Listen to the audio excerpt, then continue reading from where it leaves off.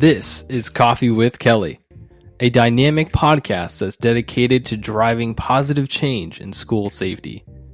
I'm your host, Ethan Woodman, Product Marketing Specialist for Crisis Go, and I'm joined by my esteemed colleague, Kelly Moore, Senior School Safety Specialist for Crisis Go.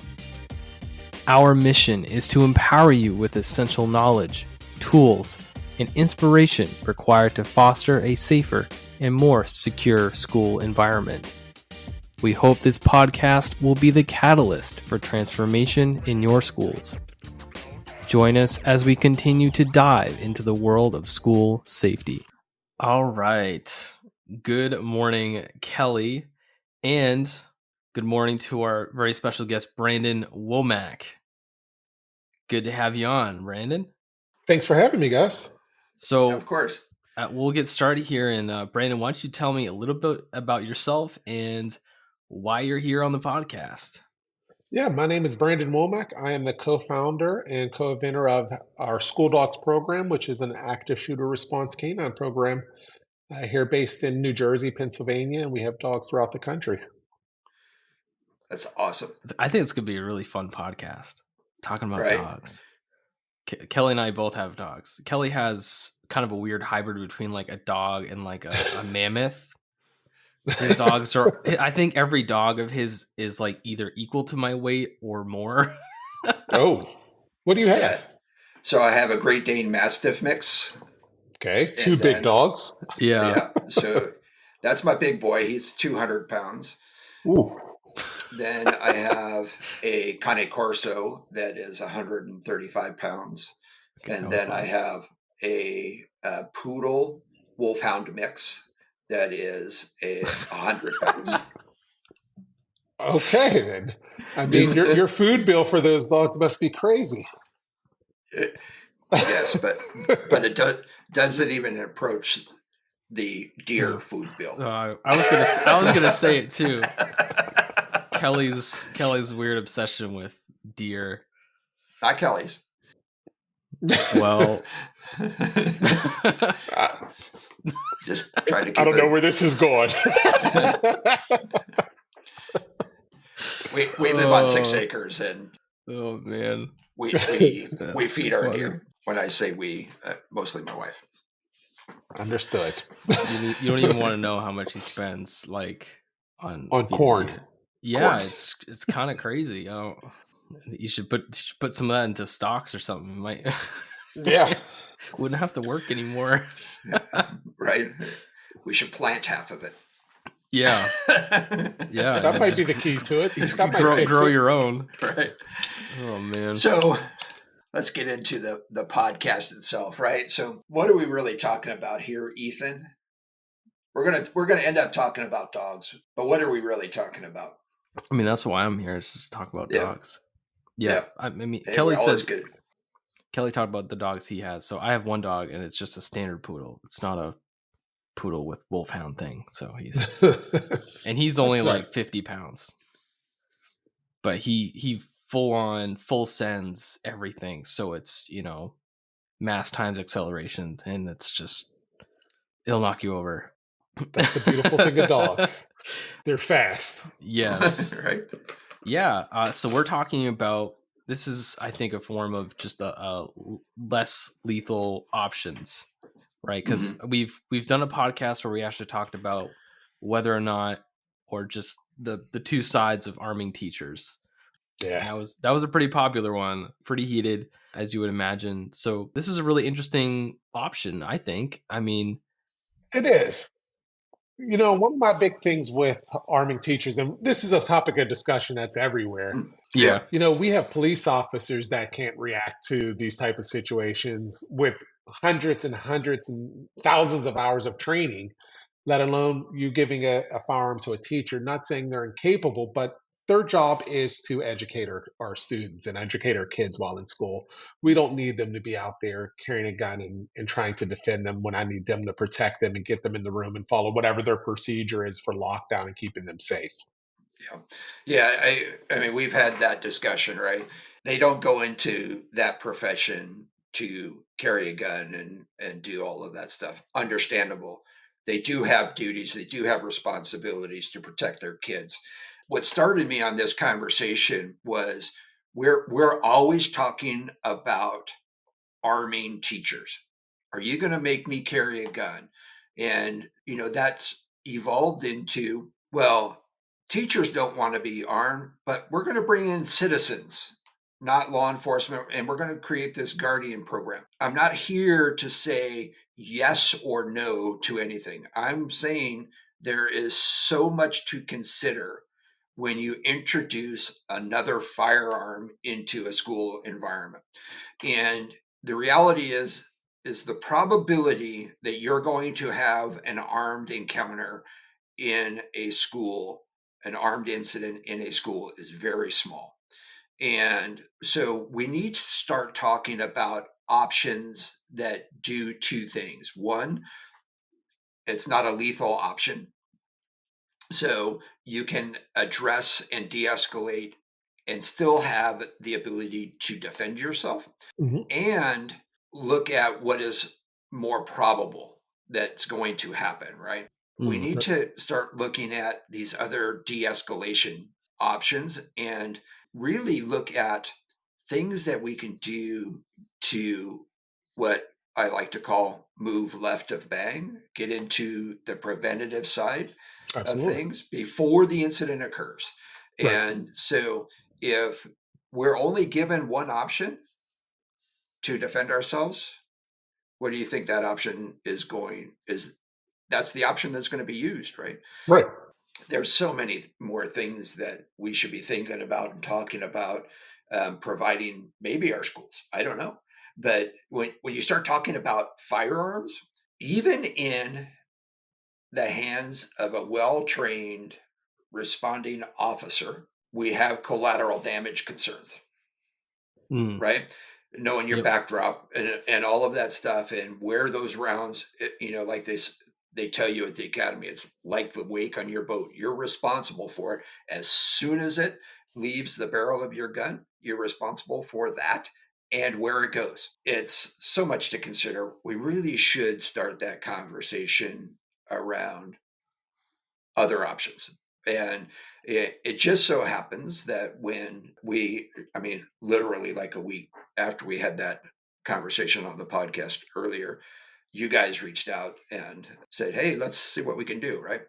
So tell us a little bit about your program and why you think canines are kind of a good solution there. And I'm not disagreeing with you. I'm just saying. No, absolutely. Yeah. And you brought up a good topic is the prevention aspect. And, I look at it as, what we noticed with our school dogs. So our school dogs basically it's an active shooter response canine. So unlike a traditional police dog, that's trained with a bite command.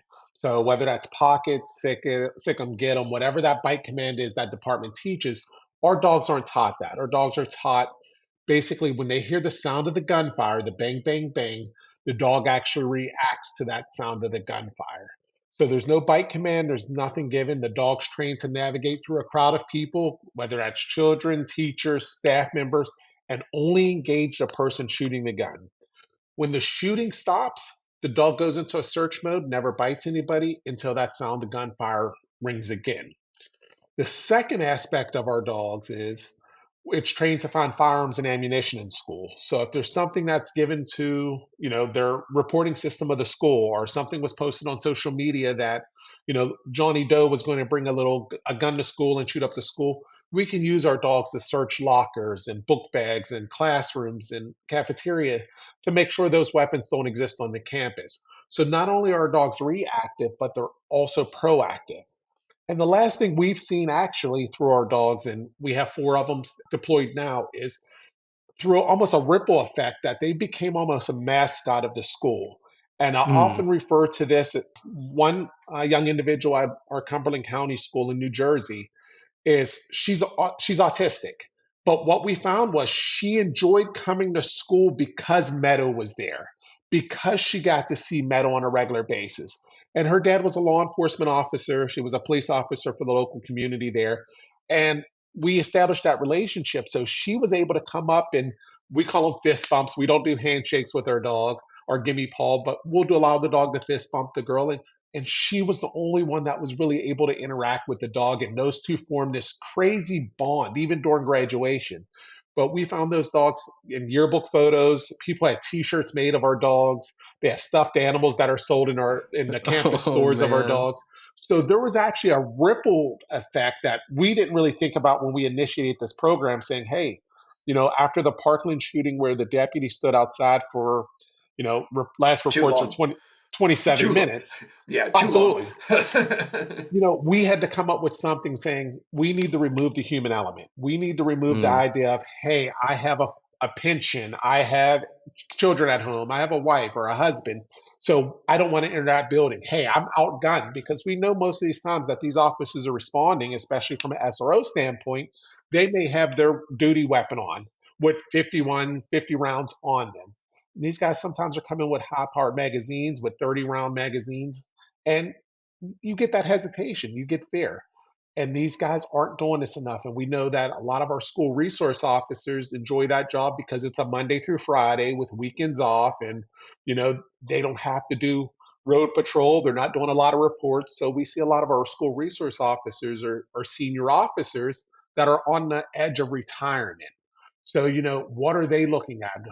I'm 40, 50, 60 years old. I'm on the retirement end of my career. Do I really want to go engage an active shooter and get myself hurt? So we removed that element with our school dogs, allowing that school dog to react without human intervention. You cut them off the lead and the dog will go find the shooter.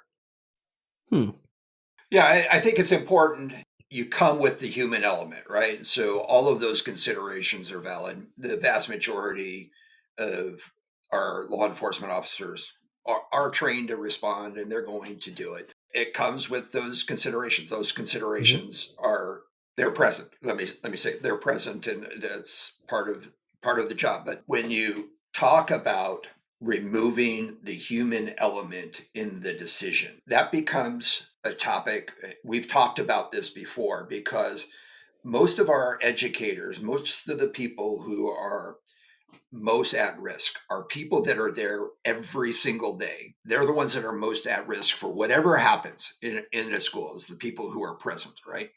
And if we're not going to force them to understand their responsibilities, they'll tell you they understand it, but I'm not sure they actually do, right? Until they're in it. Absolutely. So we have to find other ways to speed up that decision making process so we can reduce the reactionary gap, Absolutely. right?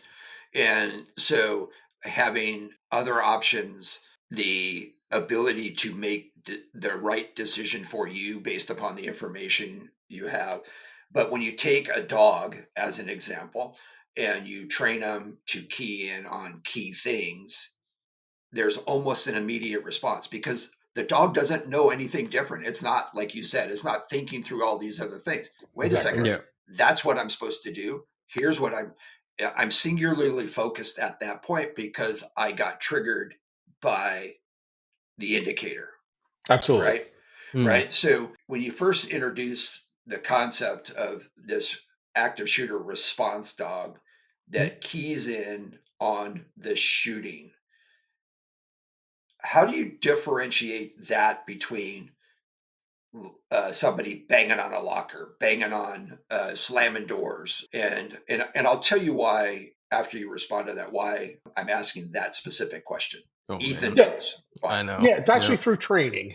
So a lot of times, our setup at our training facility, we have lockers, we have drum sets, we have cymbals, we have nail guns on purpose, Wow. because we know inside of our schools that they have shop, they have carpentry in some of our schools. Sure.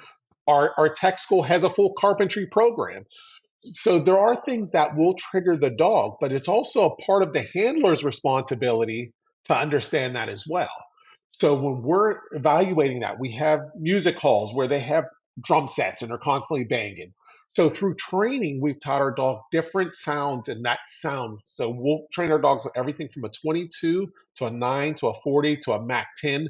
So we give the dog the full gamut of understanding those different sounds. Now, I'm not going to tell you, for instance, we found out that a prop plane, the sound of a prop plane starting, triggers our dogs. Now, is the school normally going to have a prop plane hanging around? No. But Unlikely. it's one of those things that we found out through our training and our experience that, hey, that can set the dog off. And that's going to be where that handler comes in and tells the dog it's okay and praises the dog for the response, but then continues to move through the building as needed. Yeah.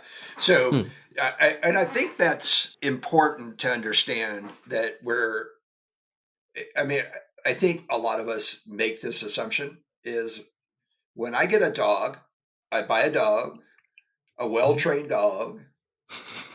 It is. I don't know where this is going. I'm just laughing at the way that you say dog. Yeah. When we buy a dog, can I pay your dog? But oh man, we have to have somebody, and this is where I'm going with it, is when you have a toy, and I call it a toy in the generic form, you have to have somebody who's responsible for playing with it, right? Absolutely. Right. So it's important for many reasons. We're not just buying a dog and setting it in the hallway and let it wander around, right? For many, many reasons. But that there is a human controller of the animal. And in both the socializing in that setting, the normal walking through the hallway setting, and so forth. But when something is that alerts the dog, then that handler is the verifier of that, right? That's correct. It's the ability to release that asset, the dog. Right. When we talked about firearms, if you shoot a firearm, you have a bullet coming out, right? And you're responsible for every round that comes out. Absolutely. And it's the same with a dog. I never handled the dog, but I did manage the dog program at a sheriff's department in Southern California. And it's the same liability, right? You still have that responsibility to control that dog. Absolutely. As soon as you release it. But that's the important, is you have somebody who's trained to do that. You have a person. So take me through that process. Obviously, you don't have a bunch of dogs and a bunch of people lined up just hanging on a hook somewhere.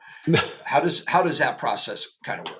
Yeah, so I think starting off with the purchase of our dog, as far as, hey, you contact us and you're like, hey, I'm interested in a program. We really dig down into the demographics of your school because that's going to be a very important part of what we're doing. Because what I deal with at a 9th through 12th grade or a college campus is different than what I deal with at a pre-K 3 through 6th grade or pre-K 3 through 12th grade. Because I'm going to have this dog that I need to be social enough where a 3-year-old, 4-year-old child can run up to the dog and go doggy, doggy, doggy, and that dog gets smacked in the face, and that dog's just like, I don't care, go away.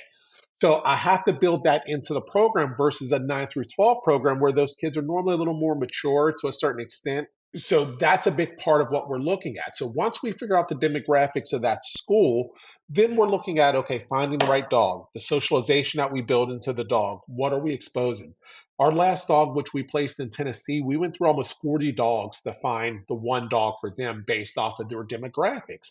Wow. I can't have a dog that jumps. I can't have a dog that lunges. All those things are going into that process of selecting the dog. That, believe it or not, is the hardest process of the whole training or acquiring a dog. After that, the dog, once we find the right dog, they spend about 12 to 14 weeks with us. This is just their basic obedience, their commands, gunfire drills, the odor work or the scent work for the ammunition and firearms. Once that dog is certified, then we bring the handler. Now, we have handlers that I have a handler that's an Army Ranger and a retired sheriff's deputy. I have a handler that is a Department of Corrections out of New Jersey.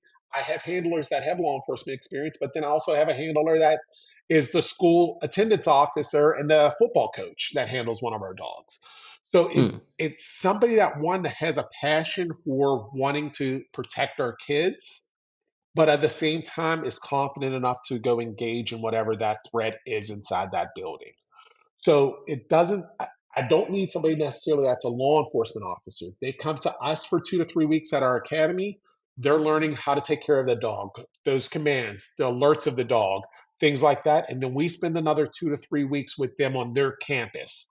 So it's a 6 weeks with that handler itself, just learning that.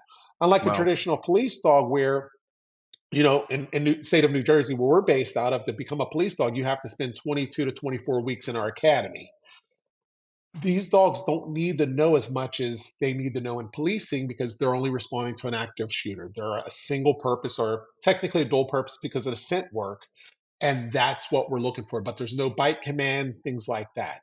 The other thing is we talk about less than lethal use of force. We know, yes, a dog bite can, it's less than lethal. There's nothing in there that we carry on us, whether it's pepper spray, a baton, Yeah. handcuffing, that are non-lethal. I don't care what they tell you. There's no such thing as a non-lethal. So these are all less than lethal. We know through research that a lot of as far as the dog bites, there's only been up until, I believe, 3 individuals that were killed from a dog bite. One was underneath a porch, and the dog ended up grabbing the guy by the neck and actually killed him that way. So there was only like 3 killings from a dog bite. So yeah, when we start looking at less than lethal, if we compare that to what we all have as tasers out in the field, where we don't know how many deaths were associated with the use of electronic control weapons. But we know with dogs that it's a reduced amount of force. Yes, it can cause serious injury, but is it a deadly force encounter? For the most part, statistically, it's a lot less. Yeah, we back in the day, I probably precede you with my experience, but we used to call it non-lethal, right? Because absolutely, we used to. It was not a firearm, right? Yep. And then we got into less than lethal because the intent is not to kill somebody.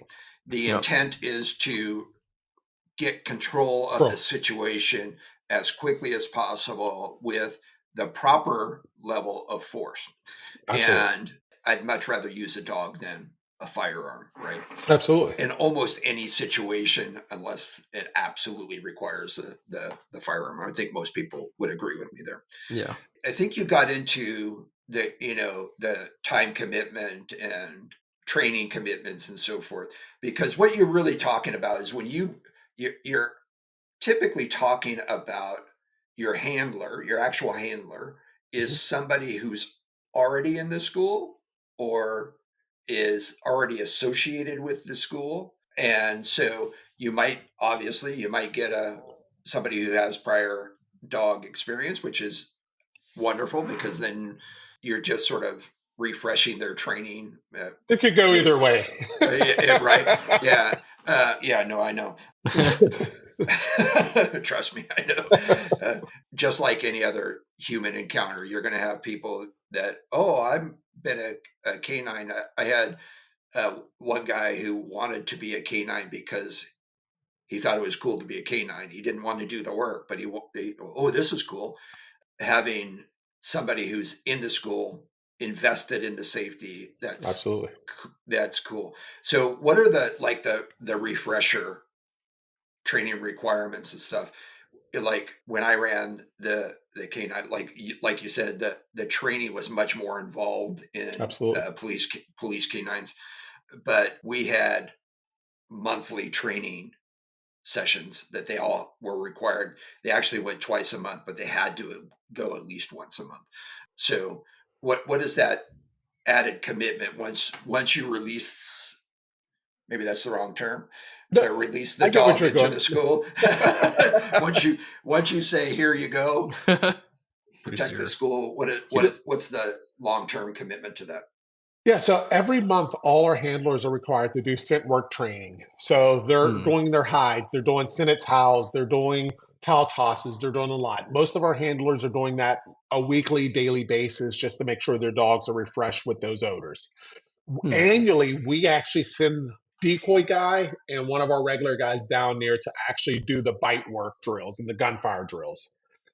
We do that at least yearly. If the dog's having any issues or any concerns, we also go down and send semi-annual or biannual training as well for the gunfire drills. They also have the option of at any point coming back to us, and we will take the dog for 2 weeks and re-ingrain all that training back into the dog, make sure the dog's on point. So we do that, especially with school being out during the summer months. It opens us up to be able to do a lot more intensive training with all our dogs during the summer months, especially. Every year they have to go through a recertification process, pass the recertification before they get that yearly certification. I'm interested, what type of dogs are you deploying? So mostly what we have is Malleys, German Shepherds, Dutch Shepherds, and then we have like a hybrid, which we found has worked well for us, where it's a blend of a Mallee and a Shepherd together. When you say Mallee, do you mean like a Belgian Malinois? Malinois, yeah. Like, Malinois. So I don't know if any of our audience a fur missile. Yeah, like that. Just look up fur missile on YouTube, and you're gonna get a Belgian Malinois. Like, these things are like incredible. High energy. Holy High cow! Energy. Yeah, like they will scale a wall. That's like absolutely. It's insane. And what we found was mixing that Shepherd and that Mallee, you get sometimes, and you get the calmness a little bit of a Shepherd. Sure. Because a Mallee's 24/7. There is no off switch with a Mallee. I don't care what you do. You can take the dog out, run 20 miles. The dog's still going to want to go to work. Yeah. So we need that off switch. And this is where we talk about learning the demographics of the school. I can't put a Mallee most of the time in a school that's like pre-K 3 to 6 because there's just no off. It's not the dog's mean or violent or anything like that. Right. It's just there's no relaxation for the dog versus a Shepherd where the Shepherd takes it. Like my Shepherd's over here laying down now. A Mallee would be right next to me, need to be in the attention. He'll be in the screen, bumping you and everything else because he needs something to do. That's like my dog. We went to a park one time and he befriended a Belgian Malinois. And that was like his absolute best friend because they had the same energy level. Mm-hmm. I believe it. Yeah. Eventually he lays down. He'll sit on the couch like a little potato, but Malleys though. Yeah. Malinois are fun. They're a lot of fun. A lot of fun. And when I was policing, we put got a brand new handler. The handler was like, hey, I left the dog in the basement for 2 minutes. I ran upstairs to grab something off the stove and I came back down. The dog ate the whole couch. Oh my. Like, well, what did you expect? Yeah. Oh, so I'm trying to think of the other question I had. I mean, I got a couple, but I'm trying to organize them in a certain way. So it was interesting that you brought up the mascot thing. That's kind of going to be kind of one of my questions of like, you have maybe some younger students, like, are they almost kind of like an emotional support dog, but not like trained in that way? But like you're kind of saying there's some certain students that would kind of gravitate towards them and have that bond. That's kind of an interesting relationship there. And I was just kind of wondering if you've got any like more specific feedback in that regard. Yeah, so we don't like to put them in that emotional service dog category because they are a tool. Sure. Right. So I try to refer to them, even with our handlers. I'm like, hey, listen, you wouldn't let a child come over and touch your gun, right? No, we wouldn't. So would you allow them to come touch your dog? So, those are things we try to avoid. The dog's there. They see them every day. They'll walk past and you'll say, hey, good morning, Meadow. They have a conversation. And it's funny because we just put a dog in Tennessee and that handler's name is Mark. And, Mark and Meadow. Well, Meadow is with oh, okay. A different handler up in New Jersey. I was going to say that would be funny if they were in the same. Mark, nobody says hi to Mark anymore. Mark doesn't exist. So when we're down there for 2 to 3 weeks, I'm like, they'll say hi to the dog, but never say hi to Mark. So every time we walk past with somebody, I went, hi, Mark, because everybody like left him alone because the dog's there. So once again, it's one of those rippled effects that, we didn't really think about when we initially launched these dogs, that this is what happens. It's just, you can open up a yearbook and the dog's in the yearbook under the staff portion of the yearbook. Fantastic. I love so they actually take photos during photo day. So those are things, Meadow goes and has lunch with the kids. He'll sit in the lunchroom and, hang out with the kids in the lunchroom. And he actually sits on a lunchroom, we're a little bit older now, but those little chairs that they have, the little circle seats at the lunchroom table, Meadow sometimes has her own that jumps up and she'll sit down on the lunchroom chair. while the kids are eating. So it's just one of those things that it was an unintended ripple effect, which has turned out to be a great asset for the school. And that's why we're actually putting a second. Meadow has been deployed since 2018. Wow. She's either 9 or she'll turn 9 this year. So she's actually going to retire at the end Oh, of this school year. And we're putting another dog in that school because of what that brought, what value. In yeah. addition to keeping the kids safe, it brought a different value. And the thing is, and I tell everybody, we don't know what we maybe prevented by having that dog. Like Cumberland County Tech has signs up that says, caution, this campus is patrolled by an active response canine. So those signs are ways that we're hopefully preventing this from happening. And we won't know, hopefully we'll never have to deploy our dog. That's our hope. If we could prevent it, then I, I would love to prevent anything like that happening. But if it does, So I'm going to ask a question solely based on stereotype and your most recent dog being in Tennessee. And I know I'm going to get the stereotype wrong, but you in Tennessee, you have a lot of hunters, mhm, right? So a lot of kids that hunt with their rifles. families. And so has there been any false positive hits on like their backpacks or their clothing because they've been handling and shooting firearms? We haven't seen that in Tennessee, but we have had that in Ohio, which where we're at in Ohio is a lot of hunters. I mean, the handler lives on multiple acres and hunts his own land. So Right. we Yeah. recognize that aspect of it. But that's where, going back to 50% handler, 50% dog, it takes both have brains, so they both need to use them. So Yep. when that does happen, we do, react accordingly. We do our checks, but we also understand that's what we're dealing with culturally in those areas that, hey, we need to be aware that, Yep. hey, there's a lot of hunters and, it's the first day of buck here. So you're going to come to school smelling maybe like gunpowder. So we are Right. aware of Hmm. those things.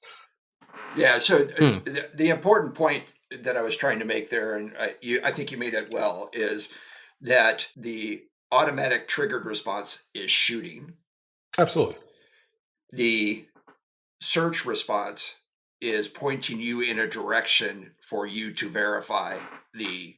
I would never think this, but I think people would, that if there was an alert on a kid's backpack or something, that they would go after that backpack or after the kid. But that's not what it is. It's an indicator It's a that says passive alert. Yeah. that Absolutely. you need passive alert. It was what I was trying to get towards. Mhm. That it's an indicator that you need to focus on this until you find out what the cause of that alert Absolutely. was. And 99% of the time, you're going to say, "Oh, you were hunting this weekend," or what have you. Thank you. Absolutely. Move along and Hmm. let him pet the dog. Right? No Good petting of boy. the dog. Yeah. No petting of the Oh, can I dog. pet But your dog? Can I pet your dog? Another question I have is when you had mentioned that you have some trainers that come in and do like the actual like bite work and stuff. Is that, do you do that and like have like the students, or do you recommend that the students watch that, or is it like a isolated thing away from students? no, the students do not see our bite work being done. Okay.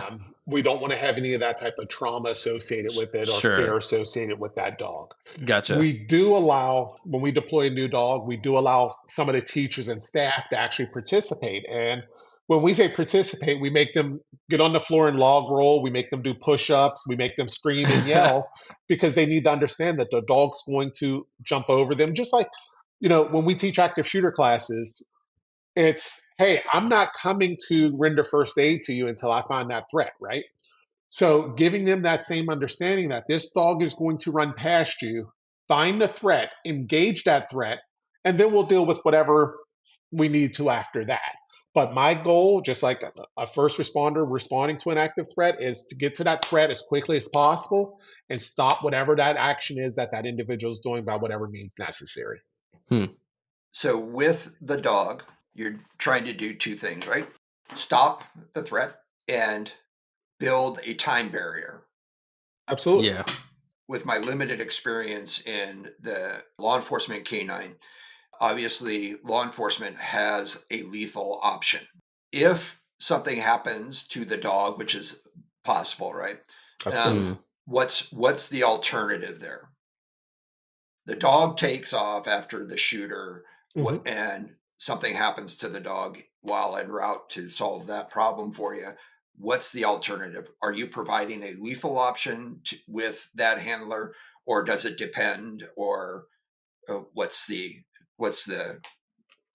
So it's up to each school district itself. I will tell you, our school districts, we recommend having an officer that's inside the school that can work to eliminate that threat as well. So I tell everybody, you have a dog coming at them these dogs are running 20 to 30 miles per hour, direct to threat. And then you should have a handler that is drawing down and putting rounds down range on that threat once it's identified if necessary. So that shooter has two options normally, either to try to hit a 9-inch target that's coming at them at 20 to 25 miles per hour, which is extremely difficult even for a good shooter. Yeah. Or he has options to try to fire rounds at the handler that should be delivering rounds downrange on target with him. But we know no matter what, we've reduced the time because, a lot of these school campuses, back when I was in school, the schools were a lot smaller. These school campuses in some places are 2, 3 floors high, long hallways, lots of things that are going on. The echo is reduced. The dogs don't hear the echoes like we do. So a lot of times where we're like, man, was that shot from the left or the right, or was it upstairs or downstairs? So the dogs don't hear that because they're cone-shaped ears.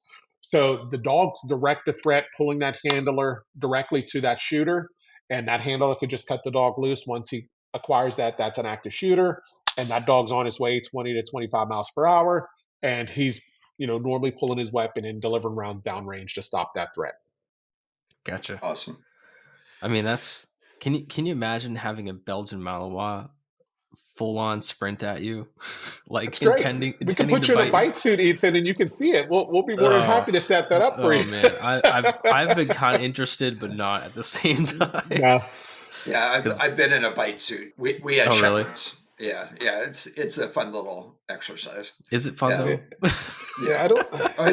It's an experience. We'll use that. Yeah. I didn't mind it. So we had fun. I had to say this because in my family all makes fun of me, and they're all gonna laugh if they hear this because they know exactly where I'm gonna go with this. So when I was younger, I was up in Maine. I must have been, I don't know, like 8 or something like that. And I was wearing one of those really big, puffy Columbia, puffer jackets. Puffer jackets. So we're up in Maine, and there's no. So this is way up in Patton, Maine. This is real high up there. And so there wasn't any fence between the neighbors' houses, between my grandparents' house and the other person's house. And we actually had an ice skating rink all set up. We'd always build an ice skating rink. We'd always play with our cousins. And so we were playing, and out of the blue, this German Shepherd comes out of the woods. And I don't know if it was the color of my jacket. It was yellow. And it just full on jumps and tackles me, pins me to the ground, and started biting on my arm really aggressively. And I'm of course I'm freaking out because I'm like, what is this? Right. And eventually the dog got up, and then I just see a whole bunch of blood all over my arm, and I just instantly think, I'm like, oh, this is from me. This dog totally punctured my arm, and I'm going to the hospital. All this crazy thoughts, and then turns out I think the dog was I don't know if he was rabid or something, but his mouth was already bleeding before then. So he just applied the blood onto my arm. But it was so ever since then, I'm kind of I love dogs, but every time I see a German Shepherd, I'm like, it had to spit out all the feathers from your puffy jacket. Right. I was like, good thing I had that big puffer. Yeah, that's exactly what happened. Wasn't worth it at this point. Yeah, right. So now I kind of I have a relatively good understanding of how powerful these dogs can be. Yeah, they definitely are. What else we got here? You tell me. Nothing? Yeah. So I guess I'll add to the other. You had mentioned that you put signs out in front of the school that says, hey, this is protected by a active threat response dog. I want to make sure I say that right. That's interesting, right? Because if anyone knows how powerful these dogs can be, how fast they can run, that right there alone would be a deterrent, I would think. Hey, and I think we've seen it in the past. I think there's been some mention that there was an active shooter in the past that actually was deterred from, not for a dog, but a similar concept, right? That they didn't go to a school because they knew that it had pretty good like security personnel, so they went Right. to a different one that Yes. didn't. Yeah, so you're talking about a hard versus a softer target, right? Yes. And what steps the assailant or the school has taken to protect itself, or that the assailant perceives they have taken to protect themselves, right? And that was, I think you're referring to the Covenant shooting in Tennessee. Yep. Absolutely. Where the shooter there had originally targeted another school, Yep. but during their surveillance of that school, they figured that that would be too tough of a target, and then they shifted to the other one, which wasn't much different, I don't believe, but the perception was that it was. But we see in everyday life, I have signs out in my yard. My dogs have never attacked anybody. They could. They're big, Yeah. and they're generally bred to be guard dogs. Yep. At least two of them are. But we have beware of dog signs. I Absolutely. definitely would not want your cane corso coming at me. That is for sure. Holy, definitely not. Well, add another 65 pounds to it, and you have the horse, the Great Dane Mastiff mix come at you. Yeah, but Great Danes are like they're gentle giants. I'm not. I'm good. I will tell you that I'm not as afraid of. I have never seen a more athletic dog than Really? my Great Dane Mastiff mix. To a fault, he is athletic to the point where he's injured himself, but he is incredibly athletic. It's crazy. I was surprised. You should get him into some competitions or something. For the most part, he's a gentle giant, but he can be intimidating. Listen, dogs are such a force multiplier. We see them in policing day in and day out. And you'll hear criminals, and my partner's out of the Department of Corrections, and he said, listen, you would have these guys that are inside the prison systems like, I'll fight anybody. You know you can't shoot me, but the dog comes out and his dog's and everybody's like, cells. And it's just one of those things. They're such a force multiplier when they're used correctly. Yeah, that's right. Absolutely correct. It's like a human. A human can't. Maybe I would think. I don't think a human can bite as hard as a dog. No, and definitely not as. At least not that I know of. Maybe Mike Tyson, but that's about it. But I knew it was coming. I had to say it. Yeah, that's. I love dogs, and they're just incredible animals. So I mean, it's.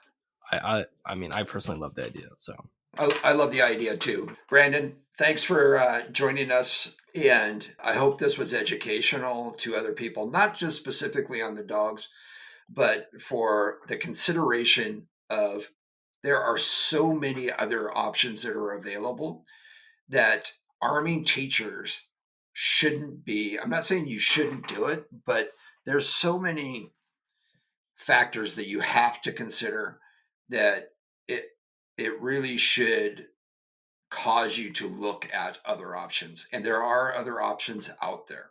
And that's the important message I wanted people to take from today's podcast is that there are so many options. Start looking for the one that works best for you. You can tailor, and it's not just one option. No. Look at 3 or 4 options. Look at all of these other options that are available, because here's the reality is what you have available to you is what you will use. What you train with is what you will use. You're not going to have, I hear, and this just kills me, but I hear all of the time where our school systems are saying, okay, you can do this, but we need to lock it in a safe. And if you need it, go back and get it. If that's what you're saying, then it's not available, because I don't have the time to go back. I could be very close to the situation and I go, oh, I need that tool, whatever that tool is. And if I need that tool, but I have to run 200 yards to go get it and then back again, that's now 400 yards. the thing's over, or Right. lots of Yeah. people have been injured and so forth. So look at your options that you can have available to you when you need them. Law enforcement's the same way. And when they get there, they don't have time to go kit up and do all of their stuff and put on their ballistic helmet, their gas mask, and go in like a SWAT team. They have to get out of their car and address the issue. So when you are considering any option, regardless of it, there's really two considerations. First of all, if you are going to have an option that you deploy, make sure whoever has it or is responsible for it has it available to them and is trained on it, and that it is something that will address your issues, right? And really look at overall systems and deploying different options under different circumstances. Understand exactly what your school needs. It really comes down to that. And I want to thank Brandon for coming today and Absolutely. sharing with us. I wish you the best of luck in what you guys are doing. I love the concept. I love that it's working for you. And if there's things that we can do to help, by all means, reach out to us. I appreciate that, Kelly, and I appreciate you Yep. guys having me. Of course. Awesome. If you enjoyed today's episode, please like, subscribe, and hit that notification bell. And if you have any questions about what we discussed, leave a comment on our website at crisisgo.com. Thank you for joining us today, and we'll see you next time on Coffee with Kelly, a discussion on school safety.